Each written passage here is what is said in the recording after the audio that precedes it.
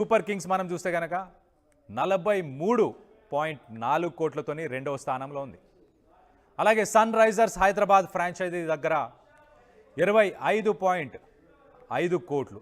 So మొత్తం మీద IPL mini auction, IPL 2026 auction అని చెప్పుకోవచ్చు. ఐపీఎల్ 2026 ఆక్షన్ గురించి ఒక్కసారి చెప్పే ప్రయత్నం చేస్తా.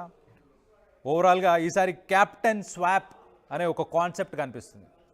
ప్రీ ఆక్షన్లో ఇటు సంజు శాంసన్ని చెన్నై సూపర్ కింగ్స్, అంటే గతంలో ఎప్పుడు చూడనట్టు history, for the first time in history అని చెప్పుకోవచ్చు, nearly half of the teams క్యాప్టెన్స్ని మార్చుకుంటున్నాయి. ఎవరెవరు అనేది చెప్పే ప్రయత్నం చేస్తా. ఇటు సంజు శాంసన్ని Chennai Super Kings Rajasthan Royals captain అని చెప్పుకోవచ్చు. రాజస్థాన్ రాయల్స్ క్యాప్టెన్ని ప్రస్తుతానికైతే చెన్నై సూపర్ కింగ్స్ బిడ్ చేస్తుంది. అలాగే MS Dhoni long term successor అని చెప్పుకోవచ్చు. ఎంఎస్ ధోనిని చెన్నై సూపర్ కింగ్సే తీసుకుంది, కానీ ఇటు సంజు శాంసన్ని కూడా చెన్నై సూపర్ కింగ్స్ తీసుకుంది. అలాగే రవీంద్ర జడేజా చెన్నై సూపర్ కింగ్స్కి సంబంధించిన ఆల్రౌండర్ ఇప్పుడు రాజస్థాన్ రాయల్స్కి వెళ్ళబోతున్నాడు. మరి Chennai Super Kings all rounder Rajasthan రాయల్స్కి వెళ్ళి ఆ స్క్వాడ్ని బ్యాలెన్స్ చేస్తాడా? అలాగే ఇటు మనం చూస్తే రిషబ్ పంత్ ఢిల్లీ క్యాపిటల్స్, ఢిల్లీ టీంలో ఆడే రిషబ్ పంత్ ఇప్పుడు ప్రస్తుతానికి లక్నో సూపర్ జైంట్స్తోని ఉండబోతున్నాడు. మోస్ట్లీ అక్కడ లక్నో సూపర్ జైంట్స్లో కెప్టెన్గా ఉండబోతున్నాడు అని చెప్పి తెలుస్తుంది. అలాగే కేఎల్ రాహుల్ ఆయన లోకల్ ఫ్రాంచైజ్ ఢిల్లీ క్యాపిటల్స్కి మళ్ళీ రిటర్న్ అవుతున్నాడు.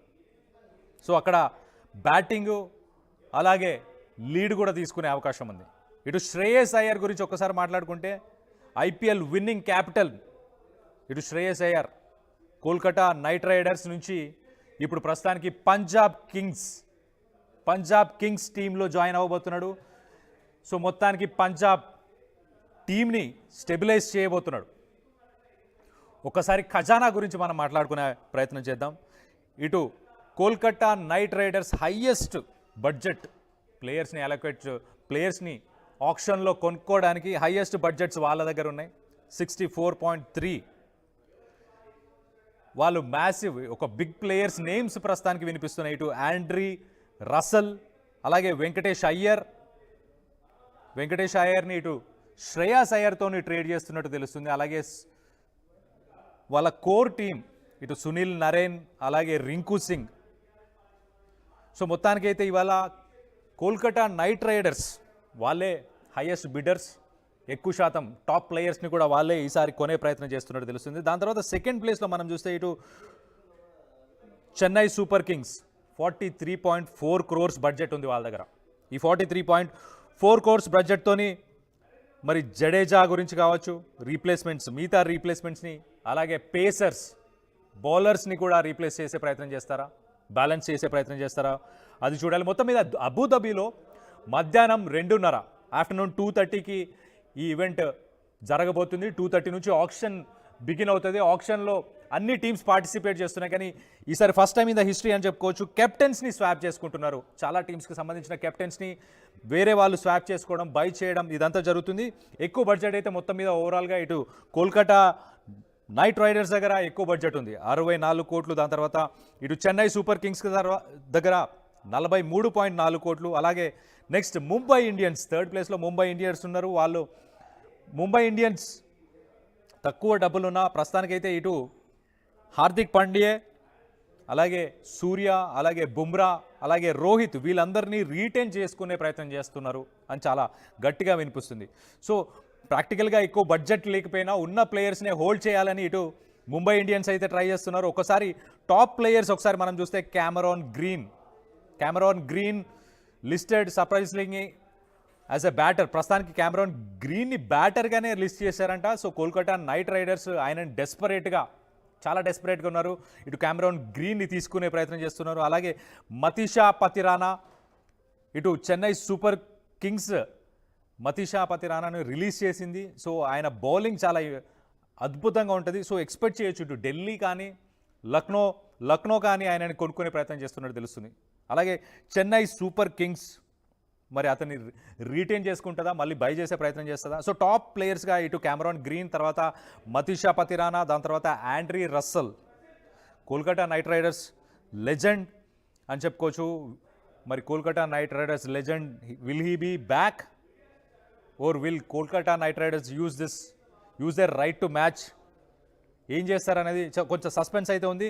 సో కోల్కతా నైట్ రైడర్స్ దగ్గర బడ్జెట్ అయితే ఉంది. సో ఆండ్రూ రసల్ని, ఇటు కెమెరాన్ గ్రీన్ని, టాప్ ప్లేయర్స్ని టార్గెట్ చేస్తుంది. అలాగే రవి బిష్నోయ్ని ఇటు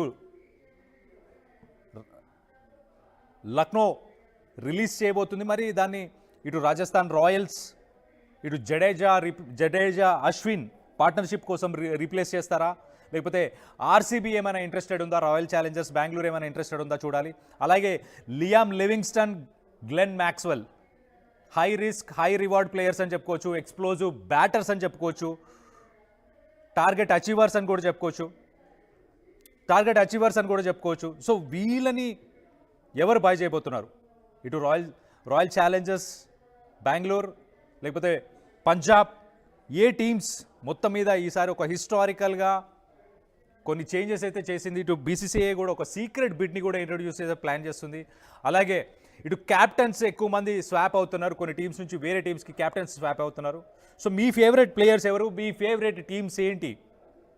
ఏ ప్లేయర్స్ ఏ టీంలో ఉండాలని మీరు అనుకుంటున్నారు? మీ అభిప్రాయాలను కింద కామెంట్ రూపంలో తెలియపరచండి.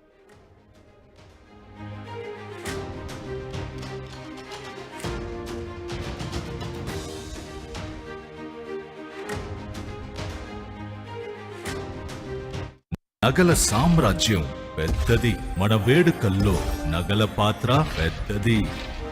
నగల్లో మన సంప్రదాయం అది పెద్దది. అదే విధంగా నగలు కొనేటప్పుడు మీ సేవింగ్స్ కూడా ఇకపై పెద్దగా ఉంటుంది. అన్ని నగల తరుగును ముందు కన్నా ఇంకా తగ్గించాం. ఈ తక్కువ